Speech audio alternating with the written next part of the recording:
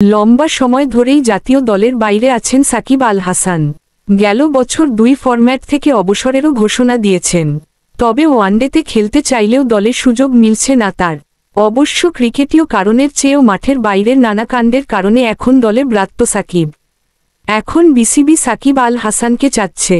দেশের মাটিতে না হলেও সাকিব যাতে দেশের বাইরে জাতীয় দলের হয়ে খেলতে পারেন, তেমন চিন্তাভাবনা চলছে কিছুদিন ধরেই।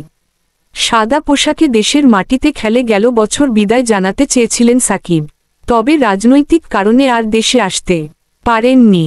সম্প্রতি সাকিবকে জাতীয় দলে ফেরাতে আবারও কাজ করছে বিসিবি, এমন গুঞ্জন শোনা যাচ্ছে। সোমবার 14 জুলাই এক অনুষ্ঠানে গণমাধ্যমের মুখোমুখি হয়ে সাকিবের সঙ্গে কথা বলার আশ্বাস দিয়েছেন বিসিবি সভাপতি। গণমাধ্যমের সঙ্গে আলাপকালে বুলবুল বলেন, সাকিব অ্যাভেইলেবল ক্রিকেটার। সাকিব এখনও বাংলাদেশের হয়ে সব সংস্করণ থেকে অবসর নেয়নি। তার সঙ্গে কথা বলবো এবং তার সাথে কথা বলার পরে আমরা সিদ্ধান্ত নিতে পারব জাতীয় দলে ফেরানো হবে কি না সাকিবকে। এমন প্রশ্নে নির্বাচকদের করতে বল ঠেলে দিয়ে বিসিবি সভাপতি বলেন, আমি আগেও বলেছি, আবারও বলছি, এটা পুরোপুরি নির্ভর করে নির্বাচকদের উপর যারা দল নির্বাচন করে।